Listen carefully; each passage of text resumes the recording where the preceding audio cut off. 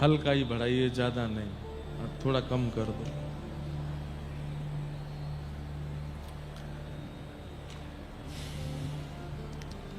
कल कथा विश्राम करके हम रात्रि में यहाँ से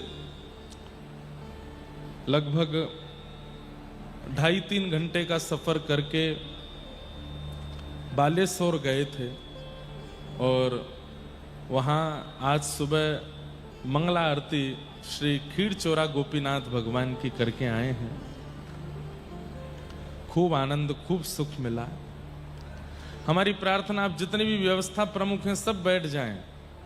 अब कूलर वूलर इधर उधर नहीं करो, ये सब हमारे आने से पहले कर लो। हमारा भी एक ऐसी नहीं चल रहा है, लेकिन हम भी बस अब जैसे भी कथा सुनो, सब लोग बैठ जाओ। ये 3 घंटा 4 घंटा अब हमारा व्यर्थ नहीं जाना चाहिए। उससे पहले जितनी व्यवस्था हो जाए, माइक की, लाइट की, कैमरा की, कूलर की, पंखा की, वो हो जानी चाहिए। कथा के बाद तो केवल कथा होनी चाहिए, अब चाहे अव्यवस्थित है तब भी होनी चाहिए। तो इसलिए आप सब लोग बिल्कुल प्रसन्न मुद्रा में बैठिए। गर्मी लग रही है तो धीमे धीमे हवा ऐसे करते रहिए, लेकिन अब कथा श्रवण कीजिए। तो कल हम दर्शन करने गए थे श्री गोपीनाथ।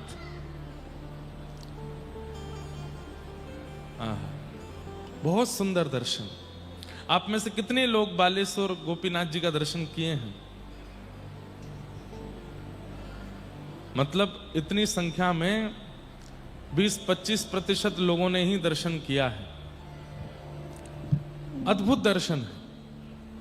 और आप सब लोगों को, जो भी यहाँ कटक में रहते हैं, भुवनेश्वर या आसपास, उनको जरूर जाना चाहिए। एक बार गोपीनाथ जी का दर्शन करके आओ। हम तो आज तक उनकी कथा ही सुनते थे, सुनाते थे, पहली बार दर्शन करके आए। नाम तो उनका गोपीनाथ है। ये खीर चोरा तो 500 वर्ष पहले हुए। हाँ, लेकिन बड़ी कृपा। रघुनाथ जी बैठे हैं चित्रकूट में। कैसे प्रकट हुए गोपीनाथ जी? ध्यान से सुनो, सब लोग इधर देखिए। चित्रकूट में श्री राघव जी बैठे हैं, वनवास चल रहा है, और बगल में किशोरी जी, जानकी जी विराजमान है। लक्ष्मण जी कंद फूल फल लेने के लिए वन में गए हुए हैं, और उसी क्षण कुछ कोल भी लोग अपनी गैयाओं को चराते हुए जा रहे हैं। कोई बालक गा रहे हैं, कोई नाच रहे हैं, कोई श्रृंगी बजा रहे हैं, कोई वंशी बजा रहे हैं। गैयाओं के आगे नाचते कूदते खेलते हुए बालक गैया चराते हुए जा रहे हैं। और उस दृश्य को देख करके राघव जी मंद मंद हंस रहे हैं। और राघव जी की उस मंद हंसी को देख करके जानकी जी के मन में इच्छा प्रकट हो रही है कि ये हंस क्यों रहे हैं। और मानो जैसे हंसते हंसते थोड़े नेत्र सजल हो गए हों ठाकुर जी के। तो जानकी जी ने पूछा कि हे राघव जी, आप इतने प्रसन्न क्यों हो रहे हैं? और प्रसन्नता होते होते नेत्रों में जो अश्रु आ रहे हैं, उससे पता चलता है कि आप प्रगाढ़ आनंद में हैं। ऐसा क्या देख रहे हैं आप? तो राघव जी कहते हैं, देखो ये गैयाओं को चराने वाले कितना ऊधम मचा रहे हैं, कितना आनंद कर रहे हैं, कितनी सुंदर वंशी बजा रहे हैं, कैसे श्रृंगी बजा रहे हैं, एक दूसरे को छेड़ते हुए चल रहे हैं। सीता जी बोली, ये तो रोज ही निकलते हैं यहां से, लेकिन आज ऐसा क्या विशेष है कि आप इनको देख के हंस रहे हो? तो राम जी कहते हैं, आगामी द्वापर युग में हम भी ऐसे ही लीला करने वाले हैं। इसलिए इस लीला को देख करके मैं बहुत उत्सुक हो रहा हूं, और मेरे को इच्छा हो रही है कि कब त्रेता विश्राम हो, कब द्वापर प्रारंभ हो, और गायन के संग धावे, गायन में सचु पावे, गायन के हित गिरी कर ले उठावे।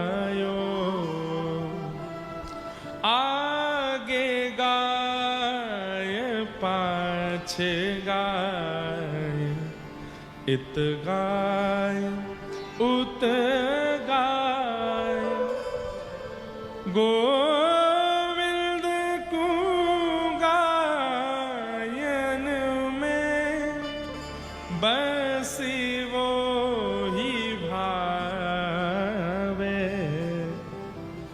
गैया बहुत प्रिय है ठाकुर जी को, और इतने मुग्ध हो गए राघव जी कि बैठे बैठे सीता जी को पूरी कृष्ण लीला सुना दी। भादों की अष्टमी को रात्रि को मेरा जन्म होगा, कारावास से वसुदेव जी मुझको लेकर के गोकुल जाएंगे, वहां यशोदा मैया की लाली को उठा के मुझे विराजमान कर देंगे। उसके बाद धीरे धीरे मैं बड़ा हो जाऊंगा, मेरे मधुमंगल, श्रीदामा, तन सुखा, मन सुखा, धन सुखा, ये सारे मेरे सखा होंगे। इनके साथ में खूब मधुर लीला किया करूंगा।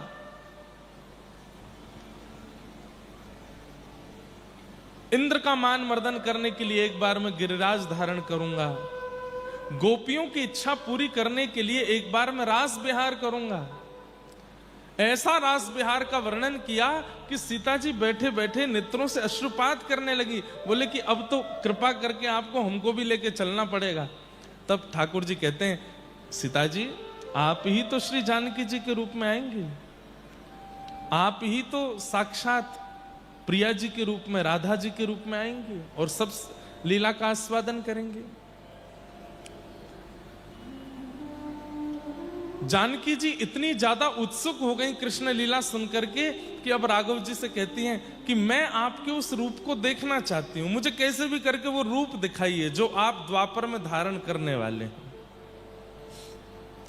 तब राम जी अपना धनुष बाण लेते हैं और उसकी नोक से चित्रकूट के कामदगिरी पर्वत की एक शिला को छेदन करके अपने स्वरूप का निर्माण करते हैं। वही हैं खीर चोरा गोपीनाथ, बालेश्वर में विराजमान। उस रूप का निर्माण करते हैं। जैसे ही वो भाव प्रकट होता है, रूप प्रकट होता है, मंत्रमुग्ध हो जाती हैं श्री सिया जी। कहते हैं जितने वर्ष ठाकुर जी चित्रकूट में विराजे, श्री सीता जी गोपीनाथ जी की ही सेवा करती हैं। चित्रकूट बिहारी हैं ये। चित्रकूट बिहारी में वृंदावन बिहारी लाल, और सेवा किनसे हो रही है? सीता जी से। और वो वृंदावन बिहारी लाल जो अभी तक प्रकट ही नहीं हुए हैं, अभी एक युग बाद जिनको प्रकट होना है, उनका रूप प्रकट हो गया। कह दिया जाए तो कोई अतिशयोक्ति नहीं, भारत के सबसे प्राचीन ठाकुर हैं। 2 करोड़ वर्ष पुराना इतिहास है खीर चोरा गोपीनाथ जी का। आप जाके वहां दर्शन करेंगे तो एक ही शिलाखंड में ठाकुर जी के पूरे स्वरूप, नीचे गौचारण लीला है। जब अंग दर्शन होता है,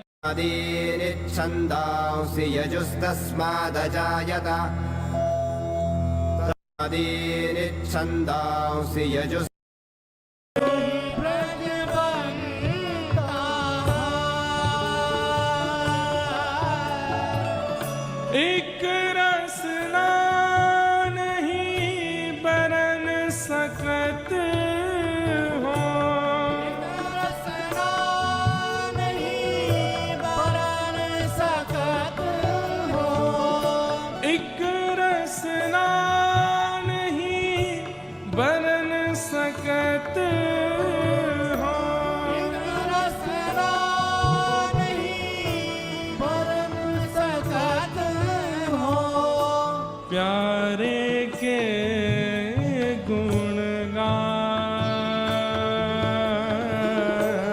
प्यारे के गुण गाए, हाँ प्यारे के गुण गाए,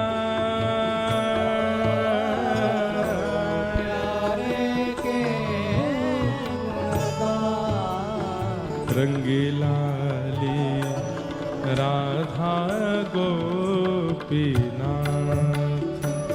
रंगीलाली राधा गोपीनाथ,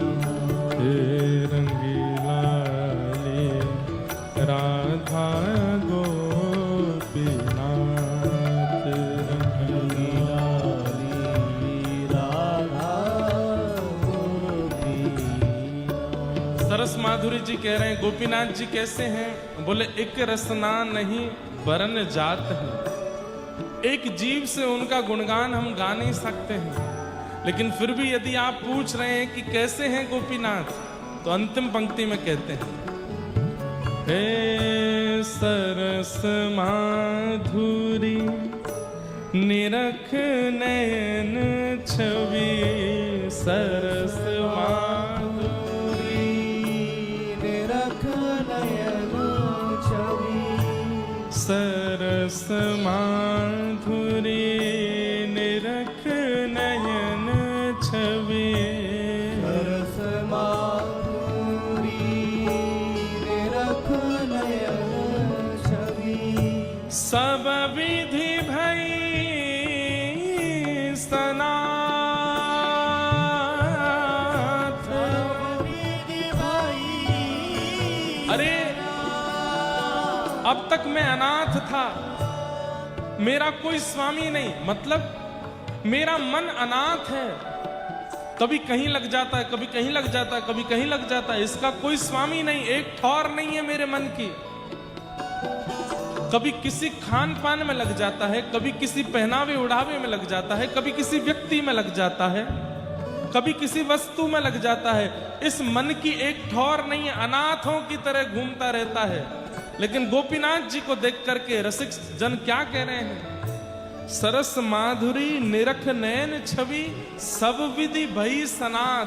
अब मेरे मन को नाथ मिल गए हैं, अब मेरा मन अनाथ नहीं है, सब जगह नहीं भटकेगा, एक अकेला इनके चरणों में रहेगा। हे सरस माधुरी निरख नयन छवि, सरस माधुरी निरख नयन छवि, सब विधि भई सनाथ।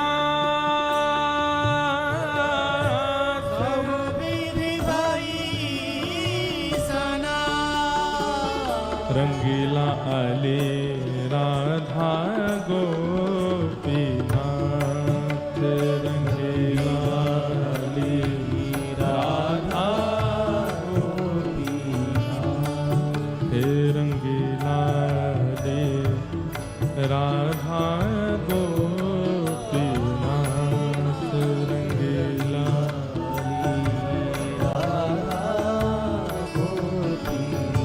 राधा गोपीनाथ,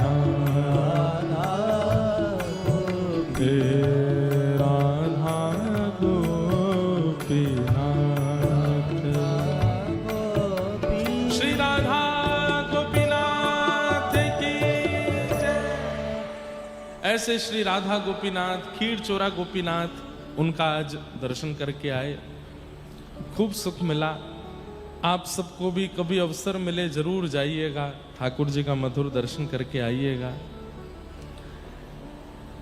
जन्माद्यस्य यतोऽन्वयादितरतश्चार्थे स्वविज्ञस्वराट् तेने ब्रह्म हृदय आदि कवये मुह्यन्ति यत्सूरयः तेजो वारिमृदां यथा विनिमयो यत्र तृषगुमृषा धाम्ना स्वेन सदा निरस्तकुहकं सत्यं परम धीमहि। अच्छा, हमारी प्रार्थना, जितने भी आगे कैमरामैन हैं, जो भी इस रेलिंग के आगे घूम रहे हैं फिर रहे हैं, सबसे अब हमारी बिल्कुल हाथ जोड़ के प्रार्थना, सब बैठ जाएं, कोई भी घूमे ना। अगर हिंदी में ना समझ पाए हो तो इनको उड़िया में कोई समझा दो आके। हाँ, अब कोई भी आगे नहीं आवे, और जो कैमरामैन है वो भी बात ना करें, सब लोग बैठ जाएं। सब बैठ कर के केवल पीछे आपके हजारों लोग बैठे हैं, उन सबका ध्यान भटकता है। और बीच में भी एक लाला खड़ो है खंबा की तरह, वो बैठ जाए गरुण जी की तरह। हाँ, तुम्हारे कारण देखो कितनों को हम नहीं देख पा रहे हैं, बैठ जाओ।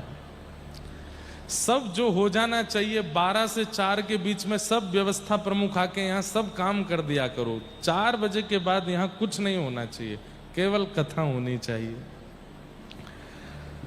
जन्माद्यस्य यतोऽन्वयादितरतः, श्रीमद् भागवत जी का प्रथम श्लोक। ठाकुर जी जन्म मरण आदि आदि जो मानवों के कर्म हैं, इन सब में कभी ठाकुर जी नहीं आते। वे इन सब से इतर हैं, वे इन सब से इतर हैं। जन्म जन्म जन्म आदिर अन्वयाद इतरत।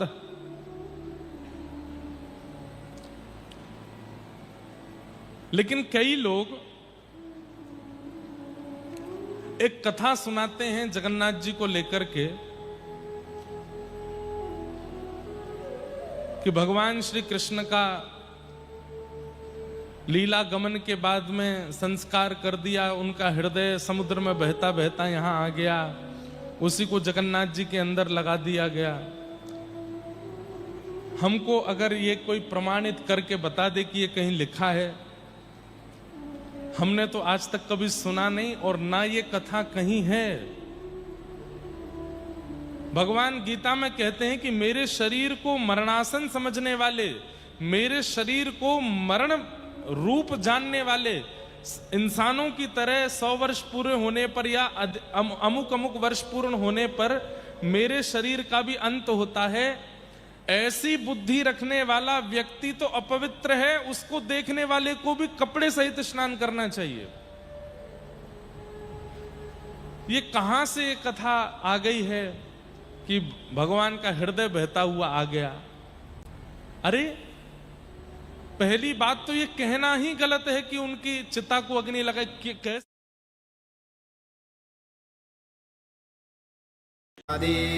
छंदांसि यजुस्तस्मादजायत ततः बोलने लगा कैसा प्रेम भाव कि साल भर में एक बार स्नान पूर्णिमा, अभी 29 तारीख को ठाकुर जी स्नान करेंगे और उस स्नान के बाद लाडले लाल बीमार हो जाते हैं कि हम नहाए हैं।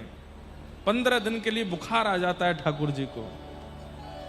ये कथा तो है ही, लेकिन इसके पीछे दूसरी कथा क्या है कि माधव, जो माधव दास जी हैं, उनके 15 दिन की पीड़ा और रह गई थी, ठाकुर जी ने उसको अपने ऊपर ले लिया और आज तक उस पीड़ा का निर्वहन ठाकुर जी कर रहे हैं।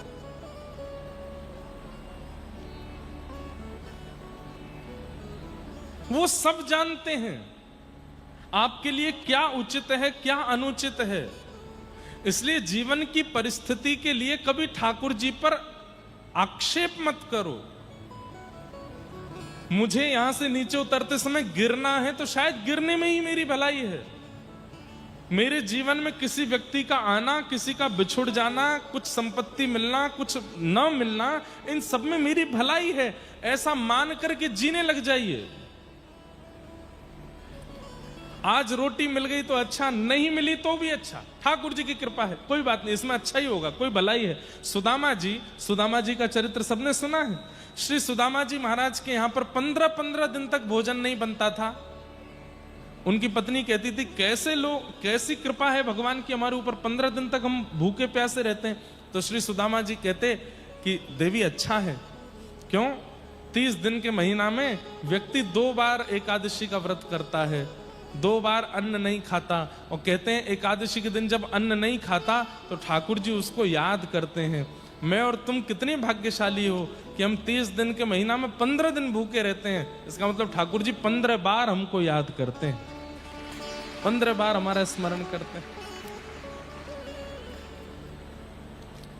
15 बार हमारा स्मरण करते हैं। हर परिस्थिति को सकारात्मक रूप से स्वीकार करना, ये एक भक्त का लक्षण है। किस भावना से? तुम जानत सब अंतर्यामी,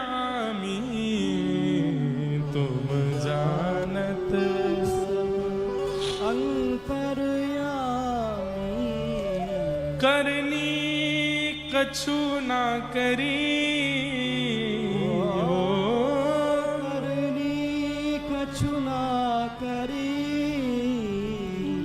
मोरी राखो लाज हरी, मोरी राखो लाज हरी। आप सब जानते हो नाथ, मैं क्या बताऊं आपको।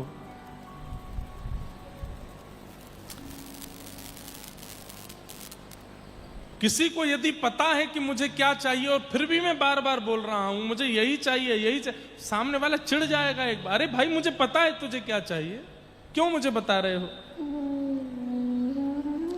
कभी कभी मुझे लगता है हम लोगों से ठाकुर जी चिढ़ते तो नहीं है खैर, पर कई बार ठाकुर जी को बुरा लगता है कि तुम अंतर्यामी क्यों बोलते हो मुझको, जब तुम्हें आके बताना ही होता है कि तुम्हारे जीवन में क्या है क्या नहीं है, क्या आवश्यक है क्या नहीं, क्यों बताते हो, मैं सब जानता हूं। महाप्रभु जी के सामने जाकर के तो दोनों भुजाएं उठा करके कहा करो, नाथ हम आपकी शरण में, आप जो दोगे हमें सब स्वीकार है, आप जैसा करोगे हम उसमें राजी। मन में इच्छा है कि भुवनेश्वर में घर बने, लेकिन नहीं बनेगा तो आपसे शिकायत नहीं करेंगे, आप जैसा कहोगे हम राजी हैं, आपकी रजा में राजी। महाभारत इसलिए जीत गया अर्जुन, क्योंकि अर्जुन ने जाके आत्मसमर्पण किया ठाकुर जी को। कथा सुनी है, दुर्योधन और अर्जुन ये दोनों गए थे द्वारिका महाभारत युद्ध से पहले ठाकुर जी से पूछने कि आप किसके पक्ष में चलोगे। दुर्योधन ने बड़े प्रलोभन दिए, लेकिन भगवान ने एक बात कह दी, एक तरफ अकेला मैं रहूंगा और एक तरफ मेरी पूरी सेना, मैं दोनों की तरफ समान विभाजन करूंगा। एक तरफ अकेला मैं और एक तरफ मेरी पूरी सेना। और अंत में भगवान ने कह दिया, और मैं जिस तरफ रहूंगा शस्त्र नहीं उठाऊंगा। ये बात सुनते ही दुर्योधन बोला, आरती करवाने जा रहे हो युद्ध में, वहां पे दिन रात आपकी आरती करेंगे, अष्टयाम सेवा होगी आपकी, अरे युद्ध में जाना है नाथ, शस्त्र नहीं उठाओगे? बोले नहीं उठाऊंगा। आप दोनों विचार कर लीजिए, मैं चाहिए कि मेरी सेना, और मेरी सेना सशस्त्र जाएगी, और सेना भी थोड़ी बहुत नहीं, हजारों लाखों सैनिक ठाकुर जी कह रहे हैं मैं दे दूंगा सशस्त्र, लेकिन दूसरी तरफ अकेला मैं रहूंगा, वो भी शस्त्र नहीं उठाऊंगा।